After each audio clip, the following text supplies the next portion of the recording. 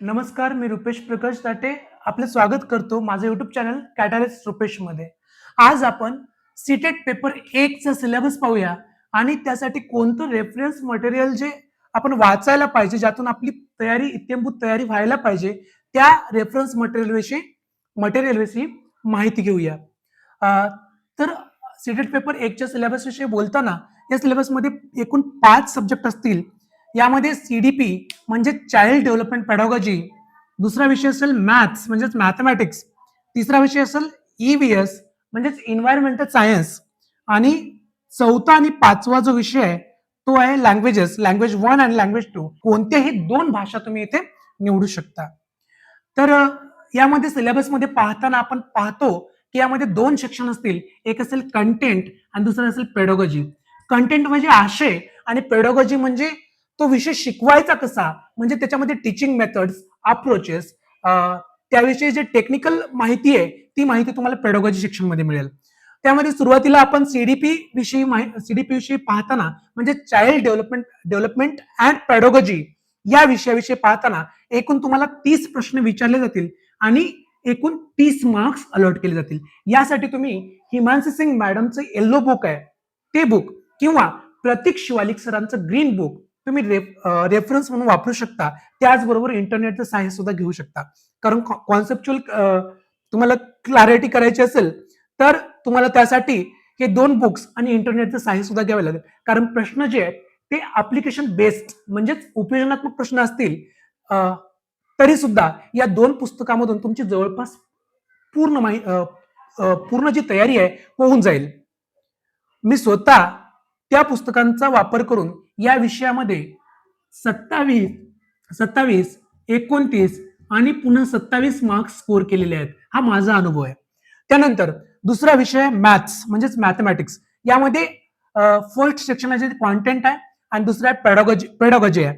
Content म्हणजे आशय, यासाठी 15 मार्काचं जे कॉन्टेंट आहे त्यासाठी तुम्हाला 3री, 4थी आणि 5वीचे एनसीईआरटीचे पुस्तकं डिटेलमध्ये वाचावे लागतील आणि त्याच कॉन्सेप्टची थोडी हायर लेवलची अंडरस्टँडिंग तुम्हाला करावी लागेल. कारण हे क्वेश्चन सुद्धा तुम्हाला अंडरस्टँडिंग बेस्ड आणि अप्लिकेशन बेस्ड असतील. त्यामुळे तुम्हाला यासाठी एकतर हे बुक डिटेलमध्ये वाचावे लागतील, कॉन्सेप्ट क्लिअर करावे लागतील आणि हाय लेवलचे क्वेश्चन तुम्हाला सॉल्व्ह करावे लागतील. त्यामध्ये उर्वरित भाग जो आहे पेडॉलॉजीचा भाग, यासाठी तुम्ही NIOS DLED या कोर्सचे मॅथमॅटिक्सचे पुस्तक रेफर म्हणून वापरू शकता. त्याचबरोबर इंटरनेटचे सहाय्य घेतलं तर तुमचे कॉन्सेप्ट सुद्धा व्यवस्थित क्लिअर होतील. अशा प्रकारे 15 मार्क्स कॉन्टेंट आणि 15 मार्क्स पेडॉलॉजी मिळून तुमचं 30 मार्क्सचा म्हणजे 30 मार्क्सचा मॅथमॅटिक्स हा विषय क्लिअर होईल. त्यानंतर पुढचा विषय ईव्हीएस म्हणजेच एन्व्हायरमेंटल सायन्स. यामध्ये सुद्धा 15 मार्काचं कॉन्टेंट असेल. त्यासाठी तुम्हाला एनसीईआरटीचं 3री, 4थी आणि 5वीचं जे बुक आहे ते तुम्हाला डिटेलमध्ये वाचावं लागेल. त्यामध्ये जे हायलाइटेड केलेले सेक्शन्स आहेत, वेगवेगळे प्रश्न आहेत, ते प्रश्न अगदी एक ना एक गोष्ट तुम्हाला डिटेलमध्ये पाहावी लागेल. कारण क्वेश्चन्स खूप हाय लेवलचे बनतात. त्यामुळे हे व्यवस्थित वाचलं तर तुमचे 15 पैकी 15 मार्क्स पुस्तकातूनच क्लिअर होतील. बाकी तुम्हाला काही वाचायची गरज नाहीये. आणि पेडॉलॉजीचं जे सेक्शन आहे त्यासाठी तुम्ही NIOS DLED किंवा तुमचं DLED कोणत्याही बोर्डाचं वगैरे असू द्या ते DLED किंवा इग्नूचे जे बीएडचे बुक्स आहेत त्यामधून तुम्ही पेडॉलॉजी क्लिअर करू शकता. असं मिळून तुमचं एकूण 15 मार्क्सचं कॉन्टेंट आणि 15 मार्क्सची पेडॉलॉजी क्लिअर होईल आणि एकूण तुमचे 30 मार्क्स होतील. पुढे लँग्वेज 1 आणि लँग्वेज 2 या जे 2 भाषा आहेत यामध्ये जवळपास सर्वच भाग सिमिलर असेल.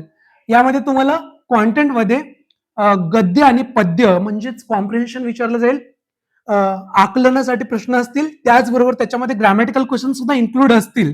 15 मार्क्ससाठी तुमचा कॉन्टेंट जो असेल आकलनात्मक प्रश्न आणि त्याचबरोबर ग्रॅमॅटिकल क्वेश्चन्स म्हणजे एकूण या दोन्ही मिळून तुम्हाला 15 मार्क्ससाठी कॉन्टेंट विचारलं जाईल आणि बाकीचे जे उर्वरित 15 मार्क्स आहेत पेडॉलॉजीचं सेक्शन तुम्ही संबंधित विषयाचे NIOS DLED किंवा इग्नू बीएड किंवा तुम्ही जिथून कुठून डीएड केलेलं असेल किंवा बीएड केलेलं असेल ते बुक्स तुम्ही रेफरन्स म्हणून करू शकता.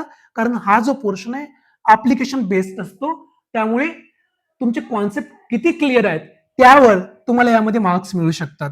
असं मिळून कॉन्टेंट 15 मार्क्सचं कॉन्टेंट आणि त्याबरोबर पेडॉलॉजी 15 मार्क्सची टोटल 30 मार्काचा तुमचा हा विषय तयार होईल. आणि लँग्वेज 2 च्या बाबतीत सुद्धा सेम आहे. 15 मार्क्स तुम्हाला आकलनासाठी आणि ग्रामरवर क्वेश्चन तुम्हाला विचारले जातील आणि उर्वरित 15 मार्क्स जे आहेत ते पेडोगॉजी म्हणजे ते टीचिंग मेथड्स वगैरे या गोष्टी तुमच्या असतात.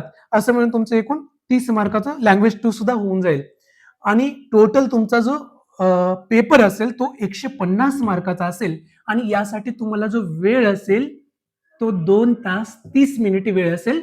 तुम्हाला जर डिटेल सिलेबस पाहायचा असेल, कारण या परीक्षेचे जवळपास बरेच क्वेश्चन हे ऍप्लिकेशन बेस्ड असतात, त्यामुळे तुम्हाला जो सिलेबस आहे डिटेल सिलेबस पाहावा लागेल. प्रत्येक पॉईंट तुम्हाला समजून घेण्यासाठी इंटरनेटचं सहाय्य सुद्धा घ्यावं लागेल. इंटरनेटचं सहाय्य घेतलं तुमचे कॉन्सेप्ट क्लिअर होतील आणि कॉन्सेप्ट क्लिअर जर झाले तर तुमचे ऍप्लिकेशन बेस्ड जे क्वेश्चन्स आहेत ते व्यवस्थितरित्या सॉल्व्ह होतील.